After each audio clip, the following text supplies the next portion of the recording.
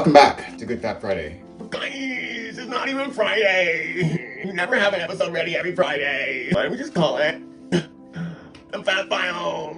Yeah. I'm your host, Roland Chambers. Good Fat Friday Fat Files is a look back at Fab magazine through the Renaissance years. And today we look back at issue 191, the first ever Pride issue put out by the new team under editor Mitchell Rathel. So let's dive in, shall we? So of course on the covers here we see two guys getting ready for Pride, I guess. They're giving themselves shaves, though I doubt either of them have any facial or body hair whatsoever. Dressed in lovely skimpy underwear, but the blue tile is very nice. It brings out the whiteness in the entire cover. Next page we have our Dominion ad, very colorful fruit.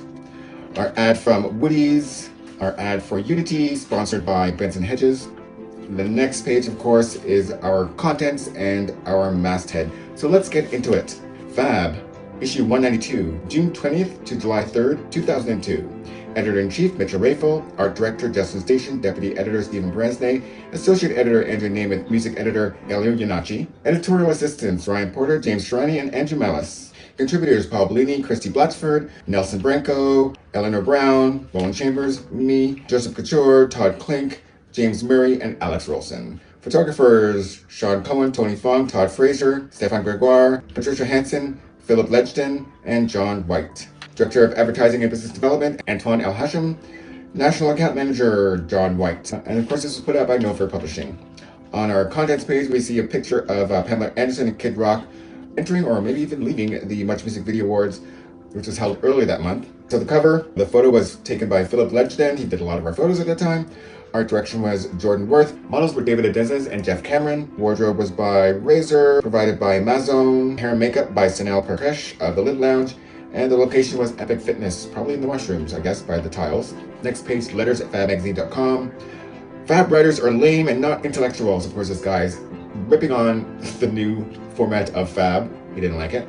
That was the amazing thing about Mitchell. He loved to not just publish the hate mail that we got, but highlight it. Morass, Celine Douchebag, Remington's Rest Home, Roland Chambers Rules. This was the first letter written in about me, so we'll read that. Just wanted to say a big woohoo to the new Fab. The new columns are a well-needed change. It is especially nice to see the circuit party scene getting proper recognition again by Roland Chambers and his column Deep Dish. We miss you, Yummy Circuit Boy. That was my nickname at the time, and I also published my Yummy magazine right before I was offered this position. At a time when everything seems to be about politics, it is also nice to read about the happier things in life. Keep the reviews and the party info coming. See you on the dance floor, the Robs. And so thank you, Robs. Next page is the editor's letter from Mitchell Rathel. Pride Sex, 10:48 p.m. The only reason to go to the Pride Parade is to catch the free condoms to use later that day. I mean, do you really need to see a wet, washed-up mayor? There's nothing really political left in the parade. This year's theme of uncensored seems as sincere as an old Cher infomercial. The last petite grasp of social consciousness in a Toronto Pride Parade was when a papier-mâché decapitated head of former Ontario Premier Mike Harris was carried down Yonge Street with the sign, "The Final Mike Harris Cut." Now, with civil unions in Quebec and pimple-faced teens bringing same-sex dates to Catholic school proms, Pride can focus on something much nobler and celebrate what it should be about. One big cruise fest. The sexual spirit of Pride carries with it a long history of hedonistic festivals from Carnival to Venice to Mardi Gras in New Orleans. Today, homos, through Pride celebrations, carry the hedonistic flames of Asian cultures. Pride is a flesh festival, a mass where classes and races can mix. It allows all people to be sexually expressive in public, at least for one weekend of the year. This is a good thing. So he talks about what's in the issue, of course. And he ends with, Pride is no longer about celebrating human rights. It's about celebrating human nature. So smile when you catch that condom at the Pride Parade. Now, if they only start tossing out a little bit more lube. Next page is some ads. Club 181, I've never heard of it, in London, Ontario. St. Mark's Spa. Uncensored Pride Byzantium. We miss you, Byzantium. It was a great spot. Ad for the Bloor Valley Club. The Bloor Valley Club is basically a gym slash bathhouse as far as I was concerned. I had a membership there. Whew, had some interesting times. Ad for Buddies and Bad Times. Next page, ad for Trojan Liquid Silk. Next page is our Just Out and our Sushi page. Interesting quotes from around the world, as well as news and blurbs. My two favorite sushi items on this page are $6,000, the cost of items that Winona Ryder allegedly stole from Saks Fifth Avenue. About 20 years ago, Winona Ryder was going through it, and she was arrested for shoplifting. The next quote, I didn't know who the suspect was when I first saw her on the monitors. I thought she was a homeless person. Security Chief Kevin Evans of Saks Fifth Avenue with his first impression of Winona Ryder. Where the MCs are squared. My favorite position is a follow, says Brian Wilder, co-chair of Cloverleaf's and Maple Leaf's queer square dancing convention. Typically, lesbians like to lead, but a lot of gay men like to follow. Since his man follows too, Wilder says he's bi-dansual, capable of dancing either role. People kind of laugh when they say you're a square dancer, Wilder says. While most of the 1,100 attendees are 30 to 60 years old, the convention also attracts dancers in their 20s. Matthew Shepard, lesbian porn, Mardi Gras. Princess Anna, Latter-day Saint, and gay icon, or stupid spoiled bitch? That's just one of the questions posed by Queer, a lighthearted coffee table book about gay history and pop culture. Queer was written by Simon Gage, Lisa Richards, and Howard Wilmot, all of whom have worked with Boys Magazine, Europe's largest circulating magazine for gay men, and there's a definite Brit bias to it. Jockstraps and rough stuff. In the streets, they wear at least a jockstrap, says Paul Haynes, organizer of Montreal's third annual open-air art gallery, Art Fest. He's speaking of the exhibitionists who dress down to their birthday suits, then get slathered in body paint by the festival's army of artists. Most of the participants, when we do it inside, are in the nude. Hence, it's frantically organized to keep up with the expanding festival, a fusion of over 200 artists displaying visual art, theater, and music in the core of Montreal's gay ghetto. I wonder if that's still going on. Drag queens, grandmas, and lawn chairs. It's more than a party, it's a political statement, says Junior Harrison, one of the coordinators of Pride's booty-shaking block party, Blockorama. It takes the Pride vibe, a DJ-assisted celebration of self-acceptance, to another level. The presenters, Blackness Yes, spin a space where queers of color can congregate amidst a typically white-dominated event. Now in its fourth year, Blockorama dominates the south side of the Pride market space across from Wellesley Station on Pride Day, including a drag show at 7:35, faithfully attended by a crew of grandmothers who park their lawn chairs in front of the stage. With people of color, if you're not doing drag, or if we're not harping on the fact that white men don't like us, or something like that, we tend to not get any coverage, Harrison says. He's noticed when queers of color are not accepting of themselves, no one really wants to hear from them. You're black and you're comfortable with that. Oh, that's so sweet, he mimics. But with hundreds of attendees of all races, Blockorama turns sweet to spice with Spin Master DJ Black Cat, among others, and performances by the likes of Michelle Ross, and she rest in peace, and the Caribbean Dance Troupe. Next page, news. Civil Unions, How Romantic, by Eleanor Brown. One of Quebec's most famous gay male couples was snubbed earlier this month when politicians unanimously passed a new civil union law that gives same-sex partners the same rights that married couples have. We weren't invited, says Michael Hendricks, one half of the couple suing for marriage rights. We're persona non grata with the government of Quebec. They were told they would never be forgiven for invoking the federal charter in their suit against a separatist government that refuses to acknowledge anything connected to Canada. There was an audience of about 50 gay men, lesbians, and for the first time ever in the National Assembly, tots and toddlers in the visitors gallery. We were told that if the children make so much as a peep, they would be removed in a military manner, says Mona Greenbaum, the full-time coordinator of the Lesbian Mothers Association. It's a bit of a miracle that so many made it at all, given the vote was switched 4 times. Oh, the drama of the whole thing. So this was, of course, before gay marriage.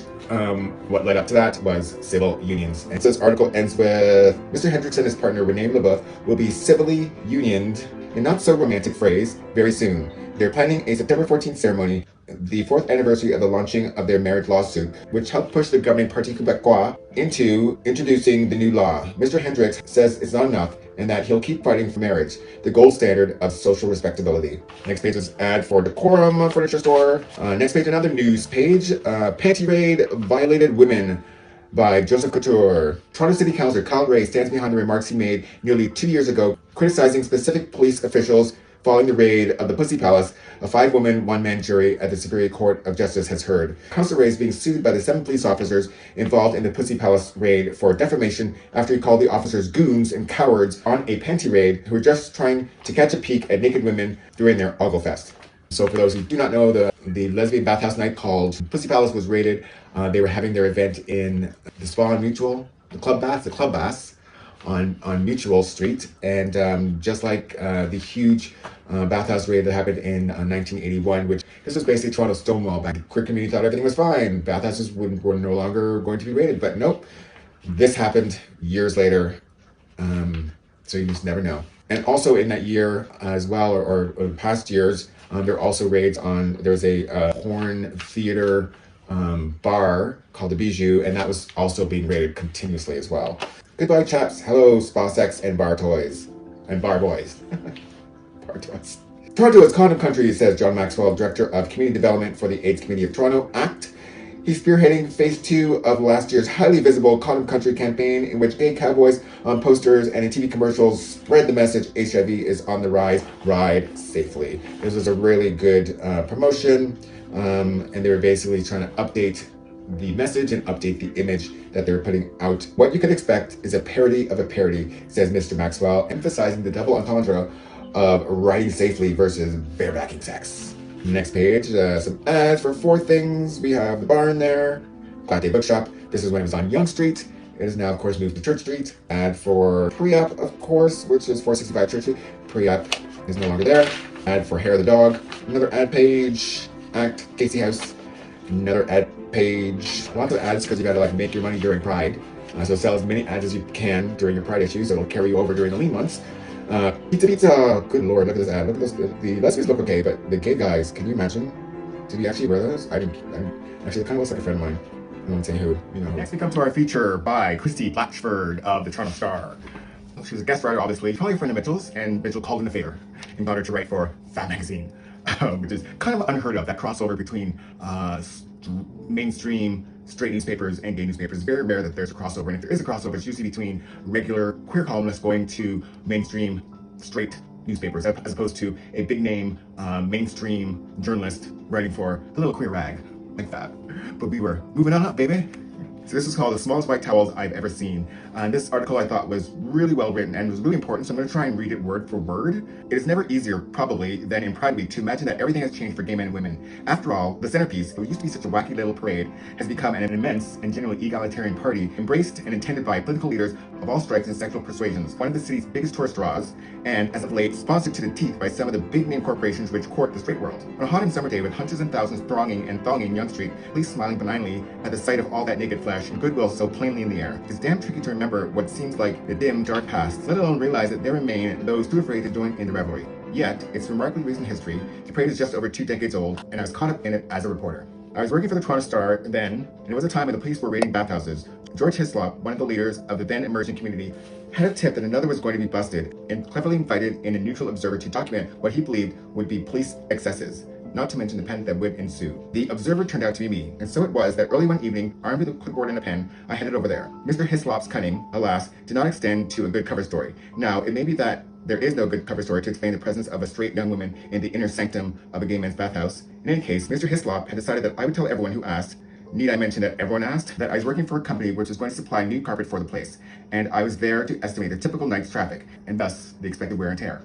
I confess I don't remember much of the night beyond the overwhelming number of terrific-looking men who walked by me in the smallest white towels I've ever seen, and the predictable black depression which ensued. I think I was stationed well within the club. I believe I had my own little desk not far from the towel place, and I pretended to be counting the men who came in. I know that whenever I told my preposterous story for being there, the guy asking me fell about howling in disbelief. I have a vivid memory of the arrival, after the bars had closed, and about a dozen drag queens, one of whom took a look at me, pointed a fabulous fingernail in my direction and shrieked, "Look, a real woman." The raid never happened. Woe for me. And I slunk home in defeat at about 4 in the morning. But others did, both before I took up my post as faux carpet seller and afterwards. A 1978 story I wrote for the Star and dug up the other day and quoted my buddy Mr. Hislop talking about 800 men who were living in fear.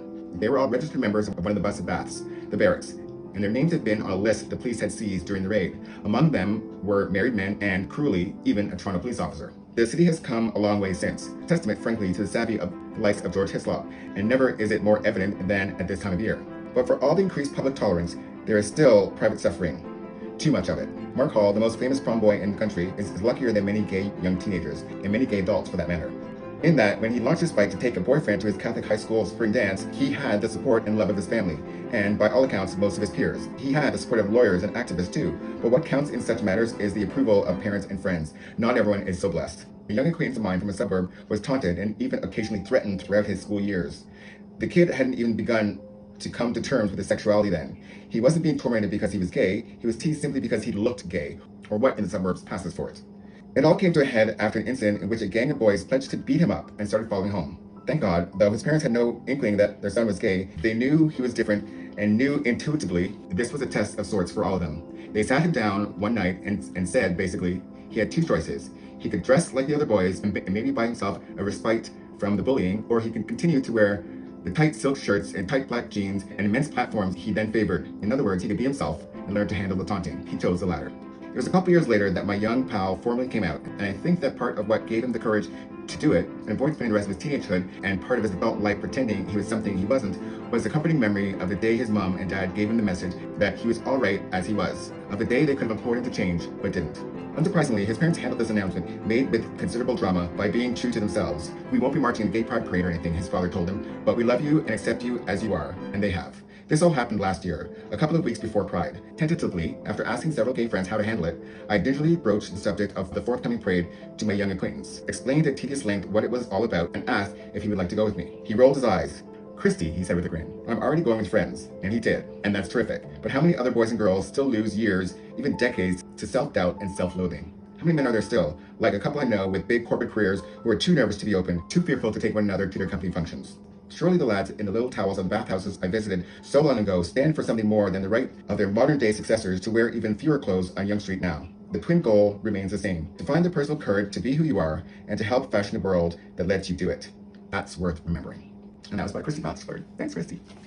Next page is an ad for Body Wear by Steven Sandler. If you ever watched Queer as Folk, I would say about 50% of the clothing worn by the stars of that show were from Body Wear, and probably about 90% of the clothing worn by the extras was by Body Wear. Very gay. And that was on Church Street. It was located beside Woody's, where I believe that pizza store is now. Brooklyn Pizza. Brooklyn Pizza? Yeah, I think so. Last time I checked, which was a few years ago, Body Wear was still in production, but they were marketing more towards a straight sports skier crowd, which is smart. There's more straight people than there are gay people. Next page is an ad for Pride Vision, also an ad for Blockorama, of course, which we talked about, or which we will be talking about. Next page is Tom Cruise, cut my lawn. It's a question and answer column with our guest writer, Nelson Branco. And his question and answer is with Rosie O'Donnell. Rosie O'Donnell conquered daytime television and middle America. Now she wants a new goal and a new baby. She has a lot of kids, apparently. "When you have ADD like I do, you do 45 things at once, or you feel like life is boring," says Rosie O'Donnell. The Queen of Nice has departed her opponent's talk show and the industry that made her a household name to pursue the next 40 years of her life.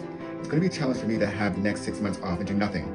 I had one goal from the time I was 8 years old, and until I did the show, that was to get to where I am right now. And you know what? I needed another goal. For the second part of my life, I hope to achieve different things than I did in the first part of my life. Having finally come out of the closet earlier this year, O'Donnell has now become the gay community's most passionate gay adoption advocate. Now that my personal and professional lives have been married, I feel like everything is possible. The gray has gone away. I live in bright technicolor now," she proclaims. This past spring, Madonna's best friend released her memoir, Find Me. The 6-time Daytime Emmy winner spoke to FAB about coming out, ending her chat show, and expecting her new baby with partner Kelly Carpenter. Nelson Branco, are you sad about relinquishing your title as Queen of Daytime? Rosie O'Donnell, "I'm hardly the Queen of Daytime. Susan Lucci is the Queen." "So you're expecting another child?" "Yes, indeed. I hope it's the fifth of many. I want 10 children. Everyone thinks I'm insane. I have to sneak some of them into the house and tell people she's only here for the weekend." "Was it emotional for you to leave Daytime?" "Yes, it was emotional. When I started this job, I had a newborn baby, and I wanted to do it until he was in kindergarten, and now he's about to enter second grade. I only wanted to do the show for 4 years. It's now been 6. I knew this was the outer limit of what I could do and what would be right for my family. You know, it's very hard when your mother is on a TV show to go to the Palisades Mall or to be a homeroom mom. I have enough money, and when you have enough money and you continue to work to the detriment of your life, I think you miss the whole point." And his last question was, "Many of your critics wondered if your decision to come out and to leave the Rosie O'Donnell show was related. No, I think when you're done with one canvas, get a blank canvas and move on. You know, I'm not here just for the money. And when I felt I was done, I knew I owed it to myself and the audience to move on. I came out because I realized I needed to let America know what a gay parent and family look like. Now when America thinks gays shouldn't raise children, they know they are discriminating against me. They now have a picture of who a gay mother is. I've never hid my sexuality. I just never talked about it publicly until now." Next page, some ads. Next page, Red Hot Summer, Viewer's Choice. I have no idea what this is. Oh, it's pay-per-view. Remember pay-per-view? I think it was like a porn channel. Next page is our feature on bartenders in queer Toronto. Men Behind Bars and a Few Babes by Ryan Porter and James Sharani. Photos by Stefan Gregoire. As Toronto Pride approaches, few will be working harder than men and women pouring an ocean's worth of booze. Meet the faces who work in the places where you may find the love of your life, entertain your every fetish, or get ravioli in a styrofoam bowl. Number 1, the band, Galen Patrick, Bar, Fly, the drink, Fly, X Factor, Thursdays Only, the vibe, we cater to the circle crowd. Galen Patrick is stuck in an endless cycle of music, reflecting legs and shirtless boys. Because Fly is an event club, it's only open 4 nights a month, with the exception of their new Thursday nights. It's quite the event for out-of-towners who come down to see the club where they tape the first season of Queer as Folk, Galen explains. People still come up and think it's Babylon. "Oh my god, we're finally here." Yeah, but it's actually called Fly. But like Babylon, it fills up every Saturday night with muscles and smiles, uniting in clustered circles of kisses and chest rubs. 2, the man, Michael Lord. The bar, Bossy's Lounge above Wild Oscars. The drink, Porn Star Martini. The vibe, it reminds me a lot of Moulin Rouge. Bossy's Lounge above Wild Oscars, they're both gone of course. Wild Oscars became Pints and then became O'Reilly's. It may have been something else in between there. So I guess Bossy's Lounge is the Lodge now. The Lodge above O'Reilly's was Bossy's Lounge above Wild Oscars. 3 is Andreas at Wet Bar. 7, Maitland, the drink, Polar Ice Martinis, the vibe. It's low-key and sets a trend. And of course, Wet Bar is no longer there. It's now being turned into condos, and that's across from Buddy's Bedtime Theater. Number 4, man, Calvin Strawn. The bar, 8 nightclubs, Grand Ballroom, 167 Church Street, the drink, Charisma, the vibe. I haven't seen this level of energy at any other club. Between working as a personal trainer, he's been whipping Breakfast Television's Jennifer Valentine into shape, and bartending upstairs at IT. Calvin Strawn gets an eye full of steam. Everybody's just pumped, the shirts are coming off. Calvin says, describing the Sunday night scene for the weekly The Boys Life party. He likes his IT gig. It's like being paid to party. 5, the man, Adrian Betts, bar, Black Eagle, 467 Church Street, the drink, the Rusty Nail, the vibe. If there's a particular fetish you're into, Adrian Betts works in the confines of Toronto's dark leather bar, the Black Eagle. But in his off time, don't expect him to be chained indoors. Adrian heads to a farm near Hamilton, Ontario to train horses with Greg, his partner of 6 years. At work, Adrian brings his country charm to the bar that caters to leather uniforms and a slew of fetishes. While people tend to bristle at what he calls the dirty bird's reputation, he says the boys and girls of the Black Eagle are quite friendly. If you want to get laid, this is a good place to come, he says. It's a diva-free zone. 6, the man, Anthony Lund. Woody's Sailor, 465 to 467 Church Street. The drink, Cosmopolitan, the vibe. It's a stand around, hang out with your friends bar. At 18, Anthony Lund's picture was snapped in a small mall, landing him the top prize in Canada's model search contest. Now, 22, the South African graphic designer is paying off his student loans by bartending at Church Street's largest pub. As a warm-up spot for evening antics, Woody's is a gay Toronto tradition. Famous for his cameo appearances on Queer as Folk, the atmosphere on the inside is now the Queer as Folk theme park. Where's Justin? Anthony demands. Imitating his tourist clientele. 7, the man, Amir Morksavi. The bar, Byzantium, 499 Church Street. The drink, Sex in the City. The vibe, drinks and merriment. Of course, Byzantium is no longer there. Byzantium is now Latte Books. 8, the man, Jeff Ragg. The bar, Pegasus on Church Street, 489 Church Street. The drink, Caesars. The vibe, everything from retro to that rave crap. People have called it the Church Street Cheers, explains Jeff as he quickly names off customers sitting around him. We get young, old, gay, straight, transgender, transsexual, running back and forth between serving drinks and renting out pool tables. Jeff notes that if you get hungry, you can get ravioli in a styrofoam bowl. 9, the Babe, Patricia Wilson. The bar, Tula's Cabaret, Buddies in Bad Times Theater, 12 Alexander Street. The drink, draft beer. The vibe, we don't exclude anybody because of their gender, but Fridays are mainly for girls, and Saturdays are for guys. Have you tried to get in here after 12? It's fucking impossible, says Patricia Wilson as she sits behind the bar flipping her Asian noodles. She's been working at Buddy's since its move to Alexander Street in 1987. Club is 80s pop with a 19 to 50-year-old crowd, she says. I'm going to be here when I'm 75. Behind the bar with an oxygen tent and a walker. And she's still there, and we love her. She's, of course, now the bar manager. 10, the man, Chris Douglas. The bar, Bar Nightclub, 5 St. Joseph Street. The drink, 5 Candy. The vibe, the look of it, the taste of it, it goes with the cooler. Chris Douglas serves the jumbled boy bear crowd anything cavity-causing. The sexier Chris dresses, the sweeter the tips. If the difference were between $10 and $15, I might not dress sexy, he says. You don't want to feed into the whole thing. But the night that you wear leather pants and come home with an extra $200 in tips, you're going, wah! 11, the man, Stefan Ballou. The bar, Zippers and Cell Block, 72 Carlton Street. The drink, beer. The vibe, you don't need to be in a group of people to fit in. Stefan Ballou has owned Zippers and Cell Block since 2000 after he quit his job as a computer software trainer. Now Stefan trains patrons to understand that Zippers is more than a mature hotspot. A lot of people think Zippers is an older crowd, says Stefan. You'd be surprised. The front door opens into Zippers, a smoky piano lounge, back when you could probably smoke, while the back door takes you to Cell Block, a dance bar with tight shirts, tight hot bodies, and diva remixes. 12, the man, Brian Tavesti. The bar, Cruise and Tango, 508 Church Street. The drink, beer. The vibe, I like the mixture of women and men together. Brian Tavesti can't wait for the renovations to be done in the newest addition to Cruise and Tango family. Church Street's first lesbian and gay sports bar. I'm a baseball fan, says Brian. I used to work at the Sky Dome. He appreciates that this new bar caters to lesbians and gays in a welcoming space. Women don't like men don't like women. It's nonsense. 13, the Babe, Cachembri. The bar, Pope Joan, 547 Parliament Street. The drink, Pussy Patrol. The vibe, we're like a family. When I feel like I can't go anywhere, I come here. Cachembri doesn't know where the rest of Toronto's lesbians and gays are congregating, but every weekend you'll find her here at Toronto's only women's dance club. For Chembri, it's a rewarding place to work. You're part of everyone's, I had this amazing night at Pope Joan, Kat says of her job. Between the current Pope Joan and its predecessor, The Rose, 547 Parliament Street has been a women's bar for 15 years. And they're closed. 14, Big Bob. The bar, Remington's, 379 Yonge Street. The drink, draft beer. The vibe, a lot of tourists. I'm pretty mean to the dancers, says Big Bob with a smile. As the boy on the stage clamps his butt cheeks to the pole. Bob is in his own world at his bar on the second floor of Remington's. Toronto's only gay male strip club at the time. Of course, we now have Flash. We get different clientele, lots of tourists. She pops a cap off a bottle with a homely smile. I enjoy every minute of it. Of course, Remington's is no longer on Church Street. I believe they moved to Queen West, and they were supposed to open a strip club, but I think it's just a bar now. 15, The Babe, Virginia Richmond, bar 501 Church Street. 501 Church Street, of course, is now, I believe it's a pop store, I think. The Drink, Sweet Pea, The Vibe, we're not a dance bar, but people dance. Virginia Richmond takes a drag from her cigarette as she gets ready for a show. This is her 11th year bartending and performing drag every Sunday for Toronto's famous winter show. I'm stuck in the 80s, she says. Music from Frank Sinatra to have a place over the laid-back crowd of trans, gays, and straights who don't dress to impress, except perhaps Virginia herself, as the Queen Mother 2000 of the Imperial Court of Toronto. She still looks the part. 16, The Man, Don King, tracks by 529 Yonge Street. The Drink, draft beer. The Vibe, you wouldn't order martini here. 17, The Man, Robert Landry. The Bar, The Barn, Stables, 418 Church Street. The Drink, lots of beer, draft beer. The Vibe, it's a cruisy spot. For 9 of his 27 years, Robert Landry has tended bar at the Toronto Institute, but Robert says it's not necessarily the bar itself that's greasy, it's the people. Still, the bar helps out with its video-equipped first and third floors featuring XXX movies with lots of unflinching close-ups. I don't even pay attention anymore. Robert does the bar's Flash Film Fest. Instead, he's busy recalling his Vegas vacation where he grasped plenty of hard shafts, pulling those levers on the slot machines.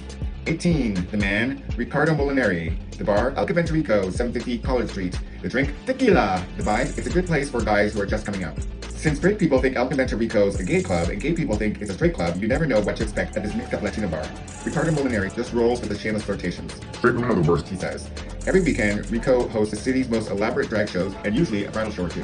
It's a place where a bunch of girls can go and they think they won't get any hassles from the gays, he says of the bar's prenuptial appeal. Since Ricardo's parents are native Argentinians, do they ever check out the Latin scene at El Convento Rico?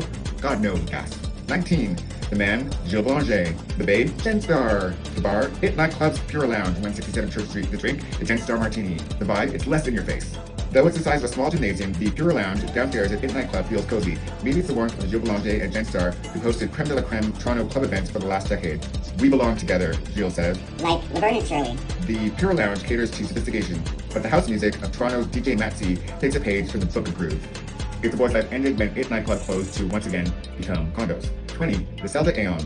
The Bar, The Red Spot, 459 Church Street. The Drink, margaritas and pina coladas. The Vibe, if you're looking for a Latino bar, this is it. The Red Spot, of course, now is The Drink. 21, The Man, Tom. The Bar, Speakers, 502 Yonge Street. The Drink, Frozen Bazooka Doughs. The Vibe, cruising is what this place is all about. Every night's pretty special here, says Tom, suddenly laughing. I tried to say that with a straight face. I almost got it out. He presides over a room full of skater kids and prime timers. This is the most comical place I've ever worked at. Tom's perfect man has blonde hair, blue eyes, versatility, and endurance. I seldom see that look and style here, he says from the shadows behind the bar. And yeah, so that was all those bartenders serving us drinks. In between that, we had some ads. An ad for La Blue, ad for the Bay, featuring some Toronto drag queens at the time. I think that might be Georgie Girl on the left. I'm not sure who that is in the middle. Next is Scarlet Fever, and we have Becky Baker, and I'm not sure who that last one is. An ad for Good Life Fitness, Happy Pride Toronto. Ad for Molson Canadian, Happy Pride 2002. And another ad page, bunch of little ads there. Big ad page from Captain Morgan, official Spirit of Pride. Major ad for the Unified Weekend, great event. And of course, Unified parties morphed into the Prism parties, which we now know and love. Next we come to my deep dish column. Dwarfed in the cavernous cool house, two of the biggest names in DJing, partners in synthesized crime, and legendary founders of Death Mix Productions, Frankie Knuckles and David Morales, took no prisoners during their solitary sets. Notoriously shy, they were quite relaxed backstage. While Morales was busy giving us beefcake poses, Knuckles opened up. His big black and bold beatmaster is one of the few gay DJs whose straight following is larger than his gay one. His style, which he has cultivated over the last 30 years, transcends sexuality. It's important to just get through each day. It's easy to be looking in from the outside and thinking I have everything, but I have my demons that I have to deal with just like everyone else. We're not the majority in this world. I think he was talking about being gay as well as being black. Performing during the set was Nicole Sullivan of Her Project, and sparkling in a mirror ball outfit was Misaki, who could have put every super duper drag diva out of business. Snapping to the knuckled beats at night were Big Dipper promoter Gen Star, Juicy James McCollum, Milo of Prozac, and giving androgynous Hoach Punk Couture was New York City's Danny Boy of Montreal's avant-garde dance troupe La La La Human Steps. Fantasia banged out the Vanbra at Flag Nightclub, their largest venue yet. Amidst confusion over capacity concerns, the evening was still a success. DJ Zardahani, lawyer by day, final visionary by night, not only hosted a DJ but also participated in a currylicious dance number to a mostly South Asian crowd. I'm not sure if I use currylicious now, but whatever. She was okay with it. I was expecting the crowd to be more diverse, exclaimed National Social Shanann Gobani. Maybe I was in the wrong section. It seems everyone, including singer Julie Black, rapper Vince Carter, and even ex-Mad TV funny guy Will Sasso, came out just to meet Lil Bow Wow at this year's Much Music Awards. This little man, now just calling himself Bow Wow, has performed with Madonna and has his first movie out this summer. After movie TV star Pamela Anderson and fiance Kid Rock jokingly announced that they were going to take me home to play with their kids because of my bright, childish outfit, I decided to play with her mind, asking her if she'd ever do a lesbian love scene. Well, on film, if the moment presents itself, Rock piped in. Well, let's talk money. Presenting a rather haggard appearance was Antonio Sabato Jr., the former Calvin Klein underwear model. He seemed shocked when I asked if he'd ever sell his undies on the net. You don't want mine, they're all musty. Junior darling, that's when you up the price. Arriving in a stretch SUV limo was Vancouver band Swollen Members. Remember Swollen Members? So how often do their members get swollen? Oh, it gets taken care of, said singer Mad Child with a smile. Young punks, Sum 41, I love Sum 41, pulled up in a yellow mini school bus. When I pointed out that they were many a young gay boy's wet dream, they replied, "We love our gay fans." How big of them. And pictures for flash which accompany my column were by Stefan Gregoire, Todd Frazier, and John White. Sanjay does a twirl at Funkasia. Elmer and Anthony at Funkasia. Not so close to my mouth, Antonio Sabato Jr., the MMBA, Bow Wow, Pamela Anderson, Kid Rock, and Rick in Deep Thought. Remember Rick the Temp? Then he became Rick the Permanent. Mr. Chin hopeful Ryan gets geared up for a bikini showdown. Lewis and Sean, a tender moment before going chin to chin. New Miss Zippers, Terry Stevens with her touch-up bag. The amazing human disco ball, Misaku. Martini Madness and Fly. And there's Frankie Knuckles, of course. He wasn't labeled with some coat hangers. Next, we have a 2-page ad from Blow Tanning Salon, which is odd. Most tanning places have quarter-page ads. This is a very expensive 2-page ad, but I guess this being Pride, they can afford it because they probably have a lot of pale-looking white guys desperate to look tan for all the parties and for the parade. Next, we have an ad for some next-generation pop divas. Anastasia, I believe I remember, and Sarah Connor. I'm not quite sure who she was. Wasn't she like John Connor's mother in Terminator? I don't know. Next, we have one of 2 features from our music editor, Elio Yunachi. Mirror Ball, who's the fiercest of them all? So this article is about all the DJs spinning at the biggest Pride parties, which of course belong to the Unified group, and they were the Unity parties. Taking the party to the next level is a phrase often spoken but rarely understood. This Pride weekend is a serious challenge for the 4 5-star DJs headlining the mega Unity parties happening June 28th to July 2nd.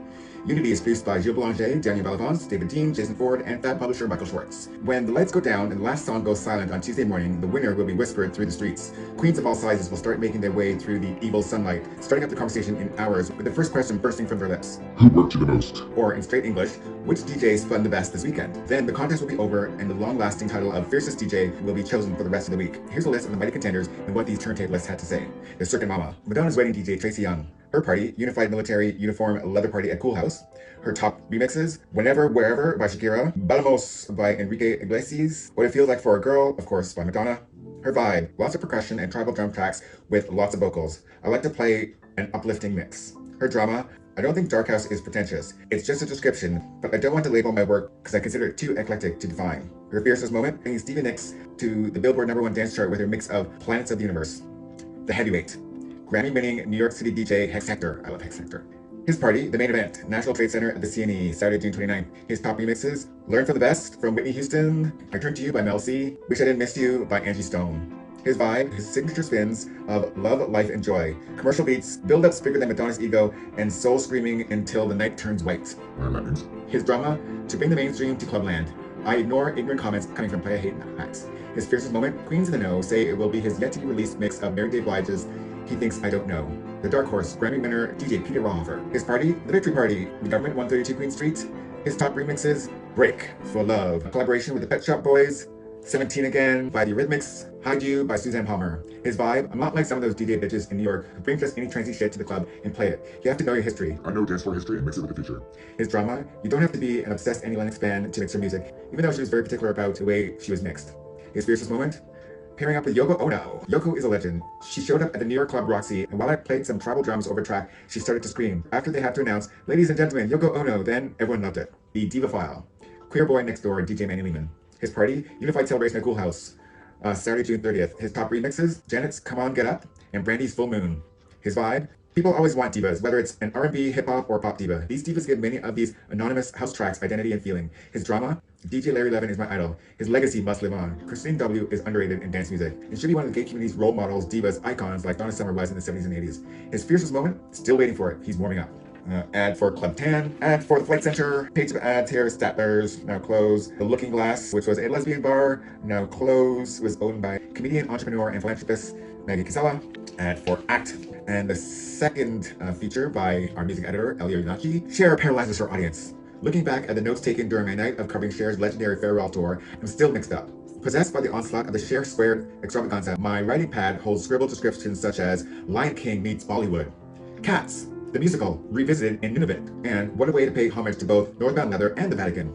It is tacky writing inspired by an even tackier experience. Walking through a few of Air Canada's jam-packed floor seats was a trip through repeated gasps and guesses at what Cher would wear. One Queenie onlooker in last year's Believe Tour t-shirt went as far as standing up to announce, "The EMT, emergency medical team, has arrived, just in case you guys can't cope with all the unrealness." No one could. Our senses were paralyzed. Much like The Exorcist, the gay-heavy crowd was taken over by the many shades of Cher coming from her 1,000 years in the entertainment industry. The six-winged, 12-costume production, complete with dynasty-inspired garments and overbloated stage cliches, giant daisy chains, disco flags, clear glass stairs, you name it, made Queen's head spin.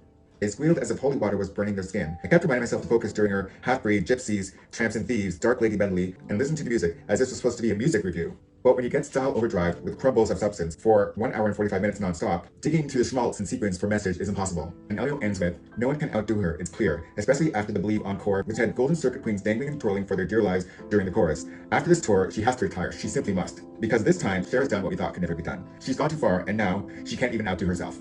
Ad for First Folks soundtrack. This was an interesting ad because there was a major error on there. It says it's continuously mixed by Danny Lehman. Unless Manny Lehman has a brother, it's Manny Lehman.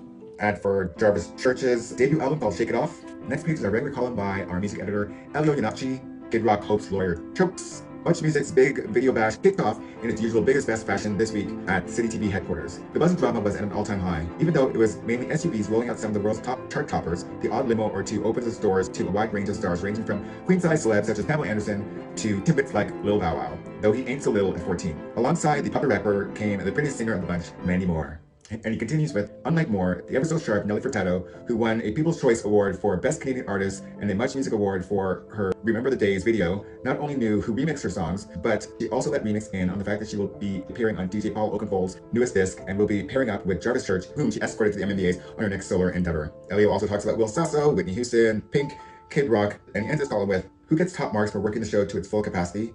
Leather-clad Shakira rocked out with a performance of Whenever, Wherever, nabbed the coveted Best International Video Award for the song, as well as a Favorite International Artist Award, showing all the Beatles performers what it takes to be an A. Ad for Epic Fitness, an ad from Counselor Kyle Ray. I wonder what he's doing now. Page ads here from a bunch of different things. Metropolitan United Church. We have our twin columnists, Alex Rolson, Chicken Dance, and more. Dealers are buying up empty vials in bulk. Gym queens are spending more time at Epic Fitness than Home Depot. Button sales at Gladiator Bookshop have reached an all-time high. Yes, my friends, it's that magical time of year again, when queens take to the streets to show their pride. And as we all can see from the 20-foot high inflatable Labatt cans floating above our heads, pride tends to be a 19+ event. But just because you don't have ID doesn't mean you have to resign yourself to dancing in front of one of the many beer gardens to a crap-ass Whitney remix, hoping that you can sneak in when the bouncer isn't looking. At this year's Pride, youth will have more of a presence than ever before. Below are a few highlights. Fruit Loop's Pride stage is taking place in the Alexander Street Parquet next to Buddies and Bad Times Theater. Now one of the official Pride stages, the Fruit Loops Queer Youth Cabaret has been an integral part of the Supporting Our Youth Soy program for the past 4 years. Evan Smith, this year's Fruit Loops curator, says it's great to see other artists grow, noting Fruit Loops regulars Scarlett O'Hara and The Platt. Both have CDs out now. Evan will not only be appearing on stage as an MC this year, but will also be part of the Drag King show with Tamara Best and Liam Smith called How to Fuck a Leather Daddy.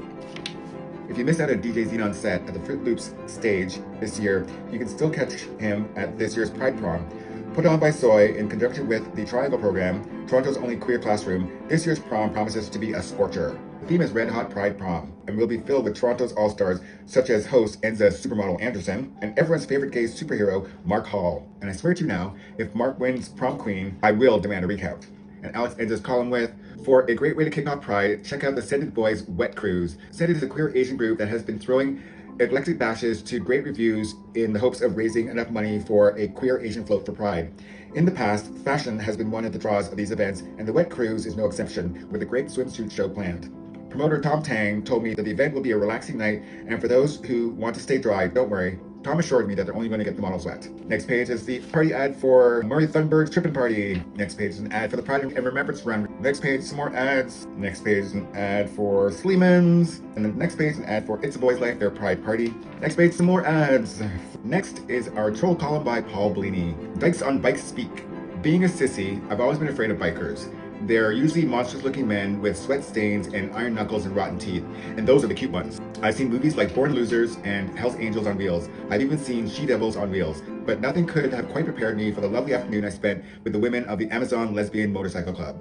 The Amazons were started in 1978 by Sue Wells, and the club currently boasts about 30 members. Most of their rides are fundraisers for things like Bikers Against Despair or Ride for Sight, but they're most famous for riding in pride parades.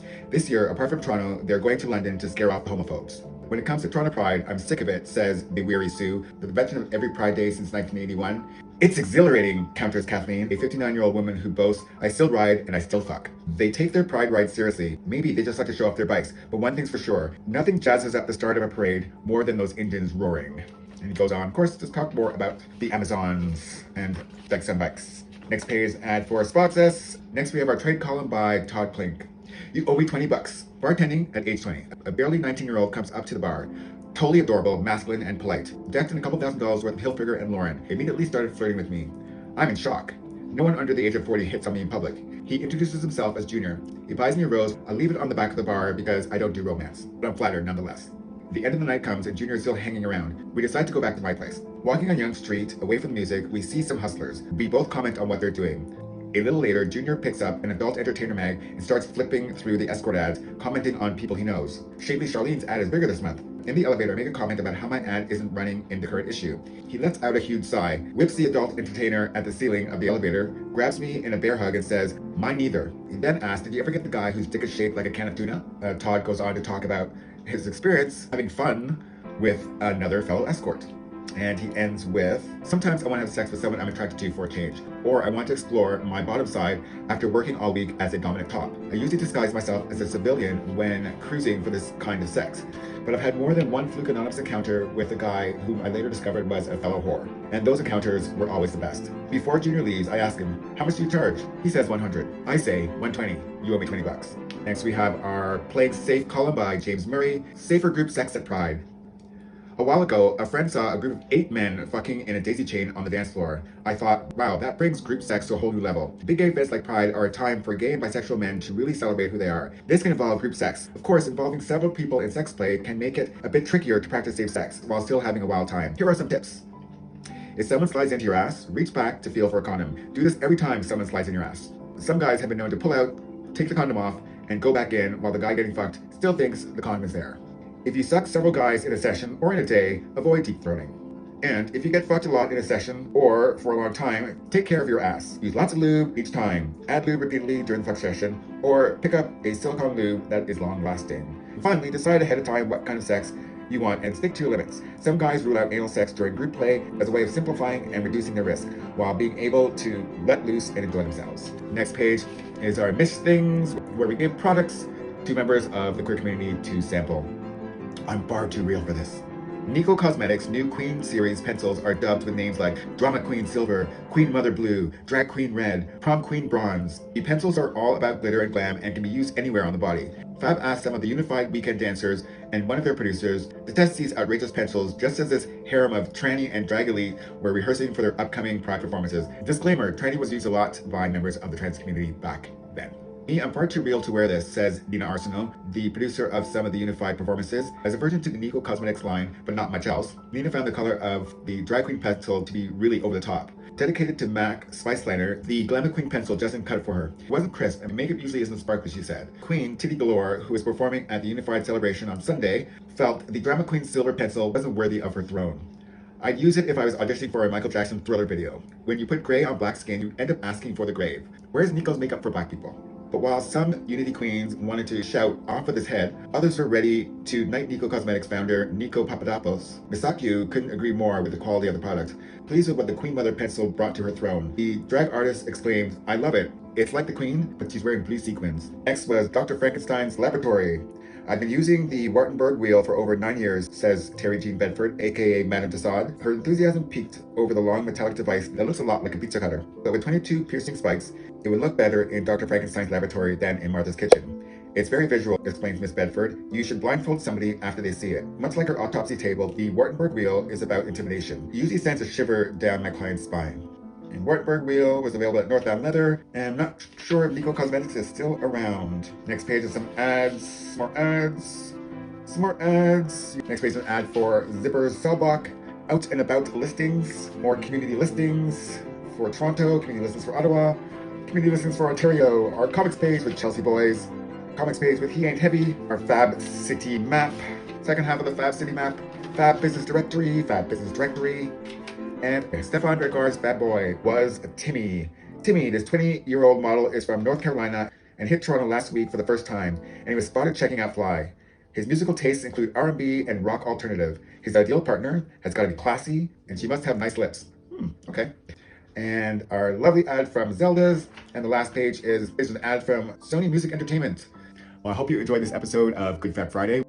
Fab File! We took a look back at our first ever Pride issue put out by the new editor, Mitchell Rayful, and the new team of writers. To see past episodes of Good Fab Friday, Fab Files! make sure you check out my YouTube channel as well as my Facebook group. See you next time. Have yourself a Good Fab Friday. It's called the Fab Files!